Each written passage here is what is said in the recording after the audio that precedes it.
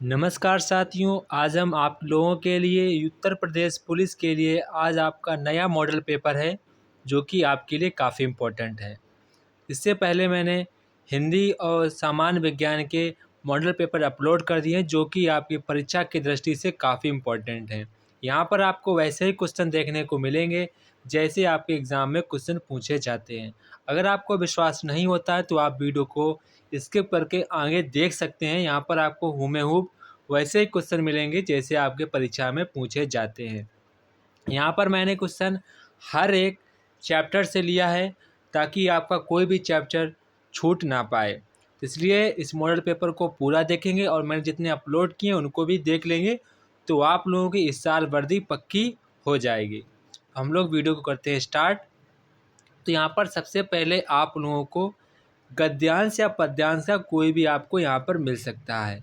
तो कई बार देखा गया है कि आप लोगों को काव्यांश बोल सकते हैं या पद्यांश बोल सकते हैं। तो पद्यांश का भी आप लोगों को एक प्रकार की कविता दी जा सकती है। तो यहाँ पर एक कविता दी गई, उसके प्रति आपको यहाँ पर क्वेश्चन पूछे गए हैं। तो आज ये क्वेश्चन ऐसा आया जो कि काफ़ी इम्पोर्टेंट है। सबसे पहले आप लोगों को एक बार बड़े ही मन से काव्यांश को पढ़ना होता है ताकि आप इसको बार बार ना पढ़ें। परीक्षा में अभी तक ऐसा कभी भी काव्यांश नहीं पूछा गया है जो कि काफ़ी हार्ड हो, ये आप ध्यान रखेंगे। काफ़ी इजी आते हैं जिनका जो आप भाव है वो आप बड़ी आराम से समझ जाएंगे कि जो काव्यांश से क्या कहना चाह रहा है। तो एक बार सभी लोग इसको बड़े ध्यान से पढ़ लेंगे, वीडियो को पॉज करेंगे और आराम से पढ़ेंगे। समय को व्यतीत ना करें, अभी आपका जो टाइम चल रहा है वो स्वर्णिम समय है, इसको बर्बाद ना करें। तो हम ऐसा मानते हैं कि आप लोगों ने बड़ी ईमानदारी के साथ इसको पढ़ लिया होगा। तो यहाँ पर हमारा जो पहला क्वेश्चन है, कवि क्या करने की प्रेरणा दे रहा है। अगर आपने यहाँ पर काव्यांश को अच्छे ढंग से पढ़ा होगा तो आपको पता हो गया होगा कवि क्या करने की प्रेरणा दे रहा है। उक्त पंक्तियों में जो आप ऊपर ने आपने गद्य काव्यांश को पढ़ा होगा तो कवि का भाव जीवन में आने वाली सभी कठिनाइयों का डटकर सामना करने से है, अर्थात रुकावटों को ठोकर मारने को कहता है। कवि कहता है कि कायर बनकर जीने वाले व्यक्ति का जीवन व्यर्थ हो जाता है। तो क्या कह रहा है? रुकावटों को ठोकर मारने की क्या प्रेरणा है? आपको ज़िंदगी में कोई भी मुसीबत आ जाए आप उनसे ना डरें, उनका सामना करें डटकर।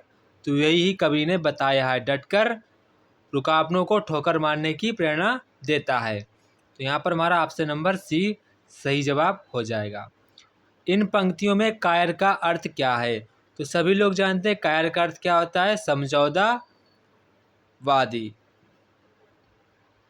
इसके बाद क्वेश्चन नेक्स्ट यहाँ पर, कुछ भी बन बस कायर मत बन, कवि ने क्यों कहा? बताइए, कवि ने ऐसा क्यों कहा कि कुछ भी बनो पर कायर ना बनो?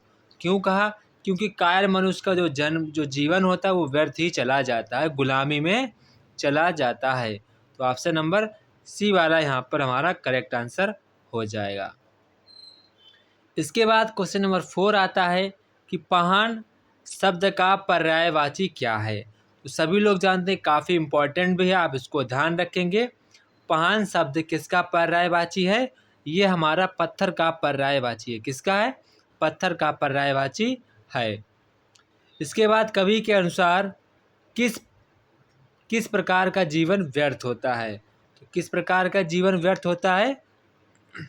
समझौतावादी, मतलब कि अगर आप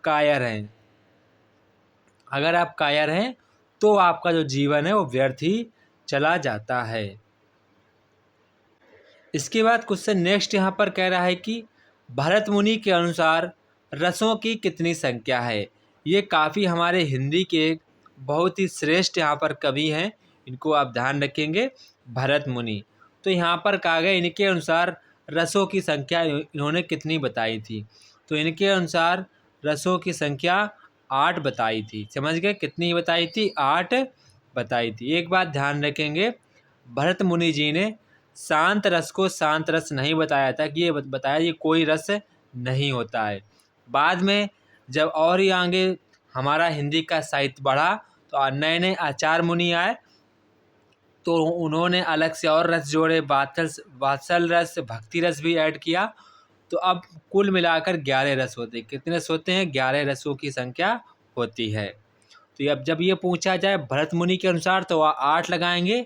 अगर ये पूछा जाता कुल रसों की संख्या कितनी, तो आप 11 लगाते। ठीक है, ये आप ध्यान रखेंगे। तो यहाँ पर हमारा ऑप्शन नंबर ए वाला करेक्ट होगा।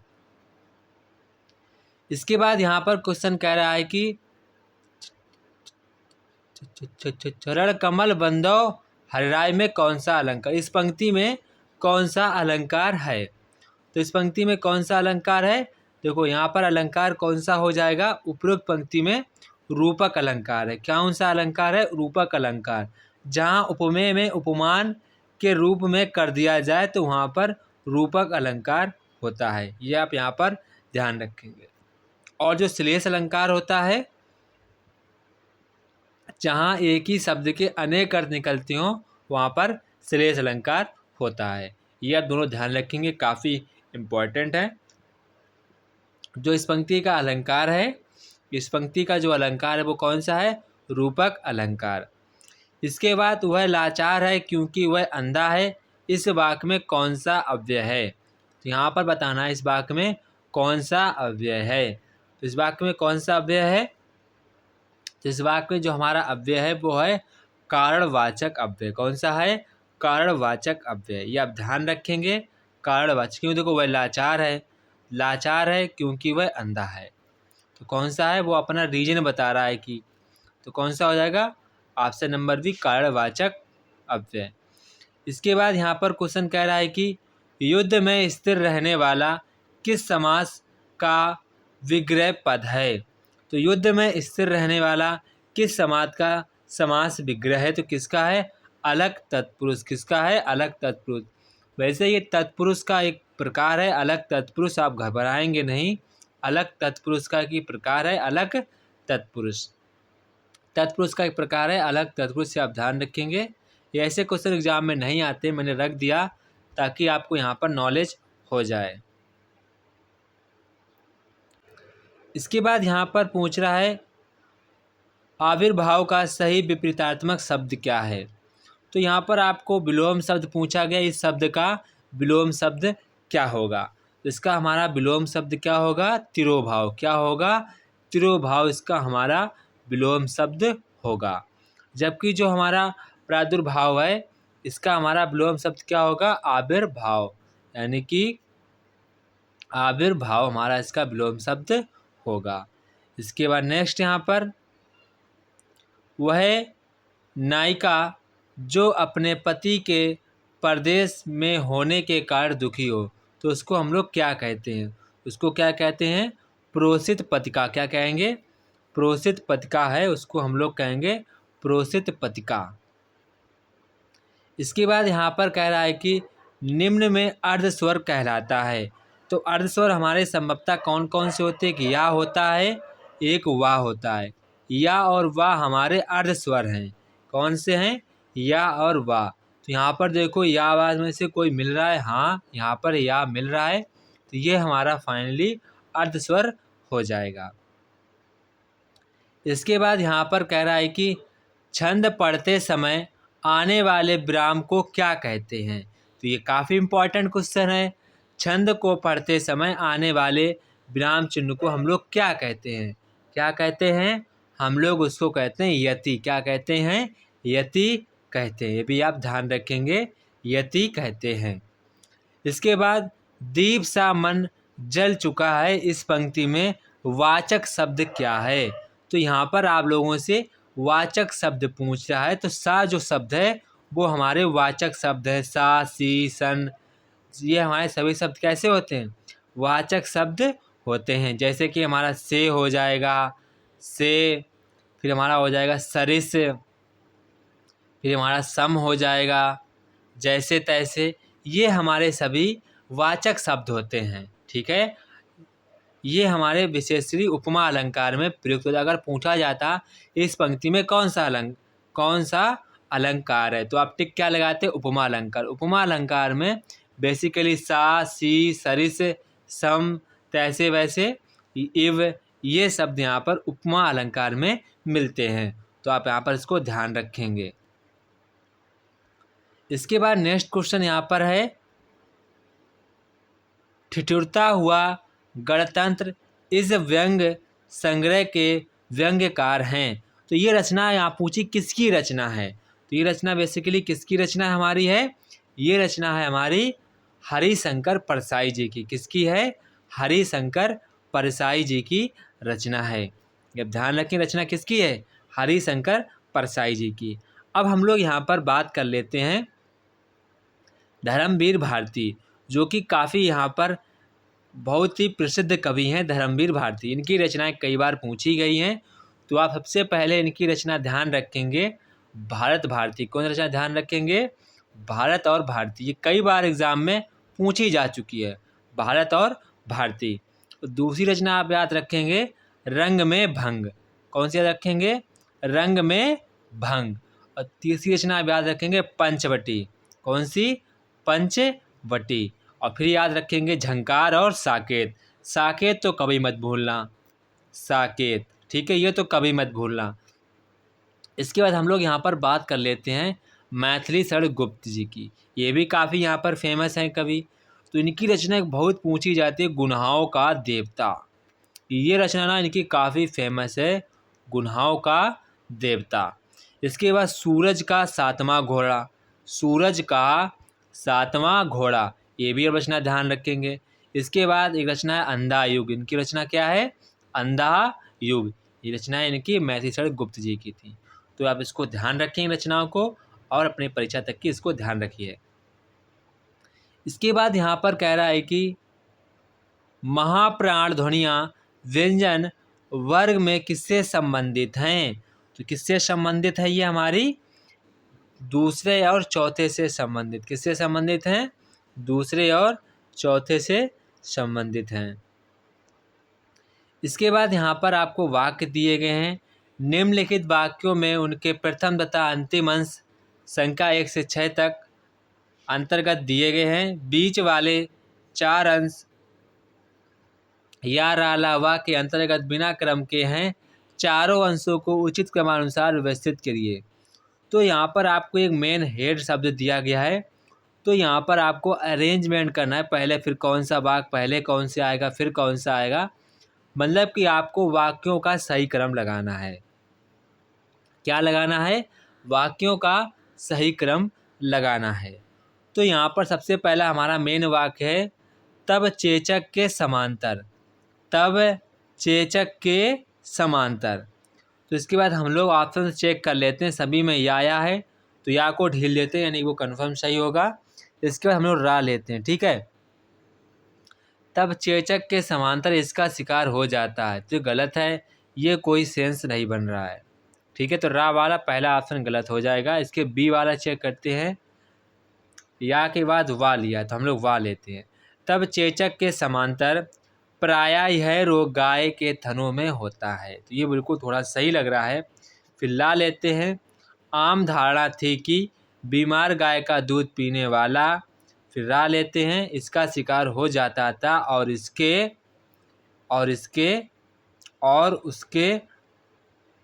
इसके बाद यहाँ पर तो ये बन नहीं रहा है, ये 1 2 3 4 और उसकी या तो पहले लिया था मैंने लास्ट में, और उसके यहाँ पर कुछ गलती है इस क्वेश्चन में, तो यहाँ पर थोड़ी सी गलती है, और उसके एक वाक्य और छूट गया है, इसके आगे लिखना चाहिए और उसके हाथों में छोटे घाव और फुंसियाँ हो जाती थी, और उसके हाथों और पाँव में छोटी फुंसियाँ हो जाती। इसके आगे थोड़ा सा लिखना वाक्य में लिखा नहीं मैंने, छूट गया, इसके लिए सॉरी चाहते हैं।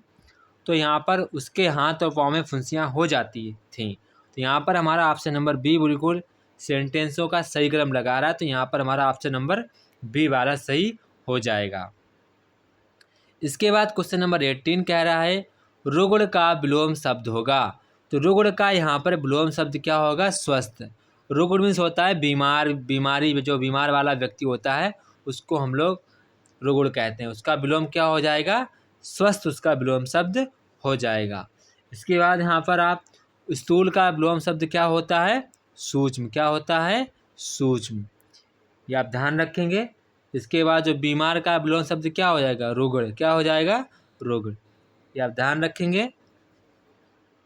इसके बाद यहाँ पर कह रहा है क्वेश्चन, निम्नलिखित में कौन सा शब्द जातिवाचक संज्ञा नहीं है? यहाँ पर पूछा गया कौन सा है शब्द जो जातिवाचक संज्ञा नहीं है, तो वो कौन सा नहीं है? देखो, जवान भी जातिवाचक है, बालक भी है, मनुष्य भी है, सुंदर है, वो जातिवाचक संज्ञा नहीं है। कौन संज्ञा हमारी है? भाववाचक संज्ञा। कौन संज्ञा हमारी है? ये भाववाचक संज्ञा के अंतर्गत इसको कह सकते हैं। ये एक प्रकार का हमारा विशेषण भी हो जाएगा। क्या हो जाएगा? विशेषण। क्या हो जाएगा? विशेषण। इसके बाद क्वेश्चन नंबर 20 यहाँ पर, जहाँ तह मज्जा मांस रुचिर लखी परत बगारे, जित जित छिटके हाड़ श्वेत कौ को रत नारे, अवतरण में है। तो यहाँ पर पूछा कौन सा रस है? तो यहाँ पर आप देखेंगे कौन सा रस। यहाँ पर देखो कई प्रकार की भय की बात की जा रही है, एकदम गुस्से वाली बात की जा रही है कि अगर आप इसको पढ़कर यहाँ पर घृणा के भाव की प्रधानता हो रही, इस कारण यहाँ पर भीभत्स रस होगा। कौन सा होगा? भीभत्स को मांस मज्जा की मतलब कि एक प्रकार घृणा का भाव कि हम मांस नहीं खाते हैं, गंदी चीज़ है, वो फलानी चीज़ है। तो यहाँ पर एक प्रकार का इसी का वर्णन हो रहा है। तो यहाँ पर हमारा ऑप्शन नंबर ए वाला करेक्ट आंसर हो जाएगा। इसके बाद क्वेश्चन नंबर नेक्स्ट है हमारा 21 क्वेश्चन, वन में लगने वाली आग वाक्यांश के लिए एक शब्द। अगर वन में आग लग जाती है तो उसके लिए एक वाक्यांश का शब्द होता है, उसको हम लोग क्या कहते हैं? दावाग्नि। क्या कहते हैं? दावाग्नि कहते हैं। तो आप इसको ध्यान रखेंगे। अन्न को पचाने वाली जठर अग्नि को क्या कहते हैं? जठराग्नि। क्या कहते हैं? जठराग्नि। इसको भी आप ध्यान रखेंगे। सागर में लगने वाली आग को क्या कहते हैं? बड़वाग्नि। क्या कहते हैं? बड़वाग्नि। ये लगती है सागर में आग। सागर में लगने वाली आग को क्या कहते हैं? वड़वाग्नि। ठीक है, इसको आप ध्यान रखेंगे। और ये होती है जठर रस में और दावाग्नि होती जंगल में। इसके बाद बेमेल को छाड़ी, मतलब उसका कोई मेल नहीं है, वो अलग से सबसे अलग है। तो देखो, सेवा सदन मुंशी प्रेमचंद जी की रचना है, निर्मला भी मुंशी प्रेमचंद जी की रचना है, गोदान भी मुंशी प्रेमचंद जी की रचना है। लेकिन जो चंद्रकांता रचना है ये हमारी देवकी नंदन खत्री जी की रचना है। किसकी है? देवकी नंदन खत्री जी की रचना। तो यहाँ पर ये हमारा बेमेल है, तो ऑप्शन नंबर सी वाला ही करेक्ट हो जाएगा। इसके बाद क्वेश्चन नेक्स्ट यहाँ पर, भारतेंदु हरिश्चंद्र का कौन सा नाटक बांग्ला भाषा में अनुदित है? तो ये काफ़ी इंपॉर्टेंट क्वेश्चन, इसको आप ध्यान रखेंगे। तो वो कौन सा रचना वो हमारा है? विद्या सुंदर। कौन सा है? विद्या सुंदर। इसको आप ध्यान रखेंगे। इसके बाद यहाँ पर कह रहा है कि दिए गए विकल्पों में से निर्गुण भक्ति काव्य के प्रमुख कवि कौन से हैं? तो निर्गुण भक्ति के काव्य कवि कौन से हमारे प्रमुख थे? कबीरदास जी थे। इसे आप ध्यान रखेंगे, कबीरदास जी थे। इसके बाद यहाँ पर कह रहा है पनई शब्द का तत्सम रूप है। तो पनई शब्द का तत्सम रूप क्या है? उपनहा। उपनहा हमारा इसका तत्सम रूप। ये आपको यहाँ पर याद रखने पड़ेंगे। ये सभी के सभी इम्पोर्टेंट क्वेश्चन हैं। इसके बाद यहाँ पर क्वेश्चन कह रहा है कि वह मनुष्य है जो मनुष्य के लिए मरे, पंक्ति में कौन सा अलंकार है? तो वह मनुष्य है जो मनुष्य के लिए मरे।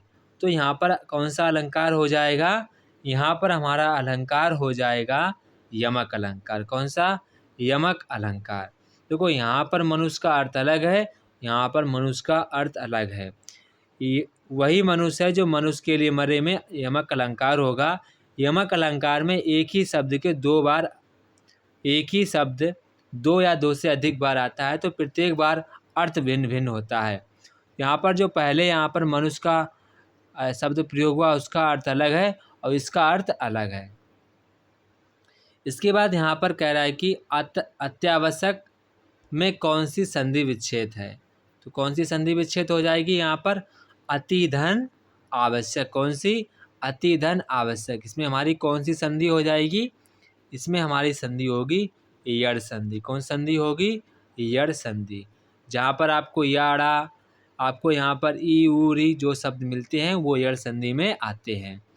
इसके बाद यहाँ पर कह रहा है कि निर्देय में कौन सा समास है। तो यहाँ पर कह रहा है कि निर्देय में कौन सा समास है, तो यहाँ पर हमारा बहुब्रीहि समास हो जाएगा। कौन सा? बहुब्रीहि समास हो जाएगा। निर्दय नहीं है दया जिसमें, इसका हमारा समास पद क्या हो जाएगा? निर्दय नहीं है जिसमें, निर्दय नहीं है दया जिसमें। इसके बाद नेक्स्ट क्वेश्चन यहाँ पर आपको निर्देश दिए गए हैं यहाँ पर। तो यहाँ पर कह रहा है कि निर्देश निम्नलिखित वाक्य का हिंदी रूपांतरण करना है आपको। तो यहाँ पर समय, यहाँ पर आपको कुछ वाक्य दिए गए हैं 29 में, आपको इसका हिंदी रूपांतरण करना है। तो देखो इंग्लिश के क्वेश्चन हिंदी में आ रहे हैं। Arrangement are being made are ensure timely submission of report. तो आपको यहाँ पर इसको हिंदी में रिपोर्ट करना है। तो इसको हमारा हिंदी में रूपांतर क्या हो जाएगा? रिपोर्ट। सबसे पहले क्या होगा? अरेंजमेंट, मतलब कि रिपोर्ट को अरेंजमेंट कर, सबसे पहले रिपोर्ट, इसको आपको हिंदी में अरेंजमेंट करना है। तो इसकी हमारी हिंदी क्या हो जाएगी?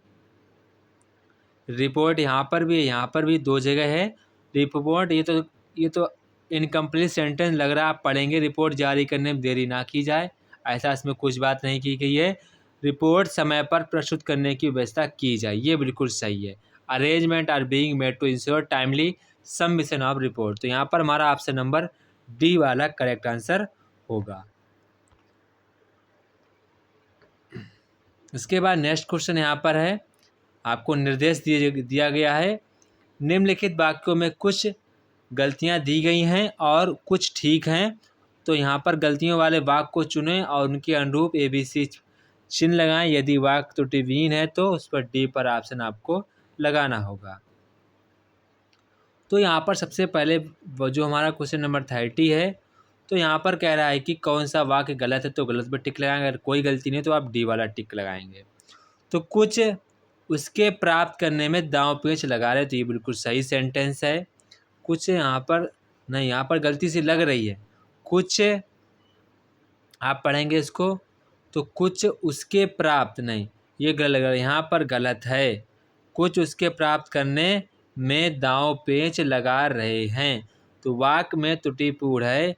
उसके के स्थान पर क्या होना? कुछ उसको, उसके के स्थान पर क्या होना चाहिए? उसको होना चाहिए। तो वाक्य हमारा थोड़ा सा अच्छा लगेगा। कुछ उसको प्राप्त करने में दांव पेच लगा रहे हैं, तो यहाँ पर गलती थी, तो ऑप्शन नंबर ए वाला यहाँ पर टिक कर देंगे। ठीक है, ऐसे क्वेश्चनों को आप हमारे ख्याल से बाई ऑप्शन ही करें। ठीक है, ऑप्शन के जरिए जाएंगे तो आप जल्दी कर लेंगे। इसके बाद यहाँ पर कह रहा है कि पर्यायवाची की दृष्टि से एक युग्म अशुद्ध है। तो कौन सा ऐसा युग्म अशुद्ध है जो पर्यायवाची नहीं है? तो यहाँ पर आप देखेंगे आकाश का पुष्कर होता है, और यहाँ पर देखेंगे आप कमल का तामरस भी होता है। इसके बाद यहाँ पर दिया गया है यमुना। यमुना का पर्यायवाची क्या होता है जो कि अशुद्ध है? यमुना के जो पर्यायवाची होती हैं, कालिंदी होती है, जानवी नहीं होती। ठीक है, जानवी नहीं होता है। यमुना के एक पर्यायवाची शब्द क्या होती है? कालिंदी। ठीक है, एक आप ध्यान रखेंगे कालिंदी, एक आप ध्यान रखेंगे सूर्य, एक ध्यान रखेंगे तनया, ये आप ध्यान रखेंगे यमुना जी के। कामदेव का मनोभाव सही है, तो ऑप्शन नंबर सी वाला गलत था, तो यहाँ पर हमारा ऑप्शन नंबर सी वाला राइट आंसर हो जाएगा। इसके बाद आँख फेरना का मुहावरा क्या हो जाएगा? आँख फेरना, तो आँख फेरने का मुहावरा क्या हो जाएगा? पहले जैसा प्रेम ना रखना। तो यहाँ पर हमारा ऑप्शन नंबर बी वाला करेक्ट ऑप्शन हो जाएगा। इसके बाद यहाँ पर क्वेश्चन नंबर 33, दिए गए वाक्य में एक शब्द रेखांकित है, उस शब्द में प्रयुक्त उपसर्ग किस कोटि का है? चिन्हित कीजिए। विद्यालय का उप प्रधानाचार्य जिम्मेदार व्यक्ति होता है। तो यहाँ पर आप लोगों को उप प्रधानाचार्य पे अंडरलाइन किया गया है, तो यहाँ पर आपको बताना है वो किस प्रकार का उपसर्ग है। ये हमारा उपसर्ग किस प्रकार का उपसर्ग है? ये हमारा जो बेसिकली है तत्सम उपसर्ग है। कौन सा है? तत्सम उपसर्ग है। इसके बाद वाक्जाल का संधि विच्छेद क्या होगा? सबसे इम्पोर्टेंट प्रश्न है, ये क्वेश्चन आपकी परीक्षा में आ चुका है। तो वाक्जाल का संधि विच्छेद वाक प्लस जाल होता है। क्या होता है? वाक प्लस जाल। ऑप्शन नंबर ए वाला यहाँ पर करेक्ट होगा, वाक प्लस जाल। इसको अब हमेशा ध्यान रखेंगे, कभी भी इसको नहीं भूलेंगे। इसके साथ साथ कभी कभी आपसे वागीश की पूछ लेगा, वागीश की पूछ लेता है तो आप क्या लिख देंगे, वाक प्लस ईस, क्या कर देंगे इसको, वाक प्लस ईस कर देंगे। ठीक है, मतलब कि नीचे हलंत लगाना ना भूलना, ये बहुत ही इम्पॉर्टेंट है। देखो जैसा कि यहाँ पर देखो सेम है, बच्चे जल्दबाजी में बी वालों को चूज कर देते हैं। ठीक है, यहाँ पर नीचे हलन ज़रूर देखना है, हलंत अगर लगी होगी वही वाला आपका सही होगा। तो यहाँ पर हमारा ऑप्शन नंबर ए वाला सही होगा। साथ साथ में वागीश भी ध्यान रखेंगे, वागीश ये भी बिल्कुल सेम है, वाक प्लस ईस।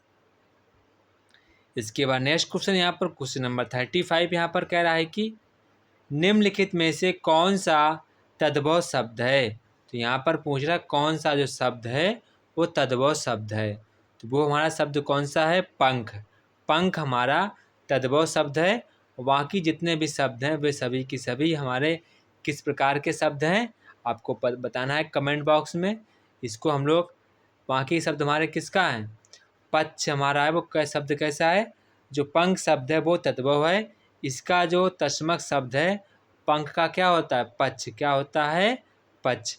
लज्जा, जो यहाँ पर लज्जा लिखा, लज्जा का तद्भव शब्द क्या होता है, लाज, क्या होता है, लाज। ये हमारा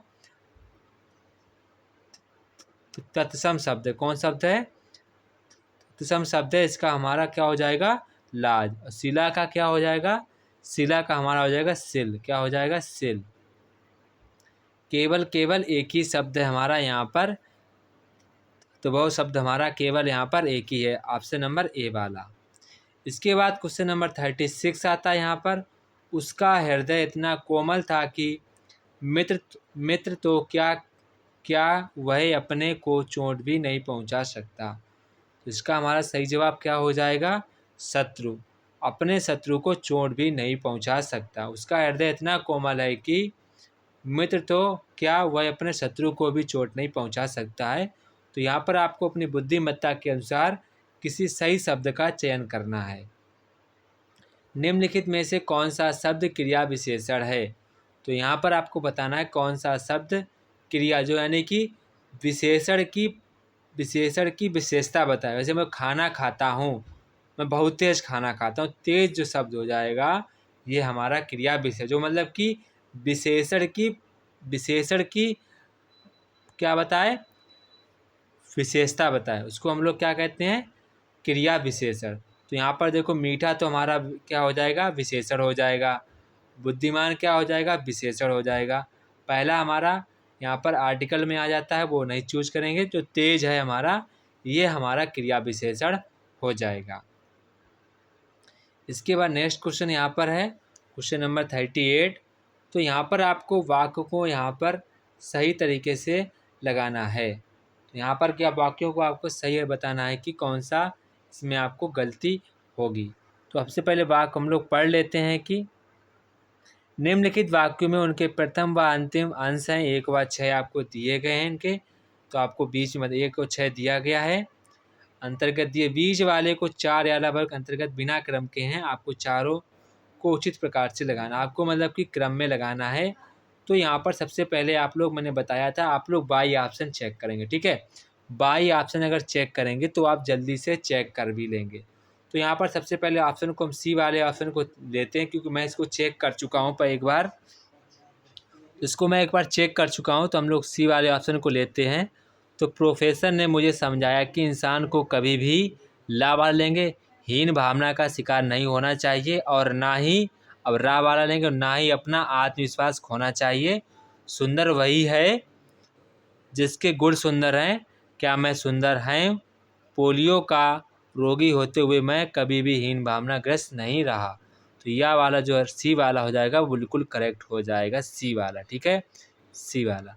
ऐसे क्वेश्चनों को आपको यहाँ पर विकल्प के जरिए यहाँ पर जाना है। मैं आपको बता दे रहा हूँ, विकल्प के जरिए ऐसे प्रश्नों को आप हल करेंगे तो आप जल्दी विदिन सेकेंड में कर लेंगे, वरना आपकी जो टाइमिंग बहुत चली जाएगी। आप ध्यान रखेंगे, ऐसे क्वेश्चनों को विकल्प के माध्यम से करने का प्रयास करेंगे परीक्षा के दौरान। तो जय हिंद साथियों। अगली जो नेक्स्ट होगा आपका सामान्य ज्ञान का होगा। तो जल्दी हम सामान्य ज्ञान का सैम्पल पेपर अपलोड कर देंगे, यानी कि मॉडल पेपर अपलोड कर देंगे। अगर वीडियो पर नए हो तो वीडियो को प्लीज़ लाइक, सब्सक्राइब, शेयर करना ना भूलें और अपने सभी फ्रेंडों को शेयर भी करें ताकि आपके दोस्त भी आगे बढ़ें और आप भी बढ़ें। तो जय हिंद, सभी लोगों को जय हिंद। यूपी पुलिस के पेपर में सभी लोग तबाही मचाकर आना। जय हिंद। ऑल द बेस्ट, सभी छात्रों को ऑल द बेस्ट।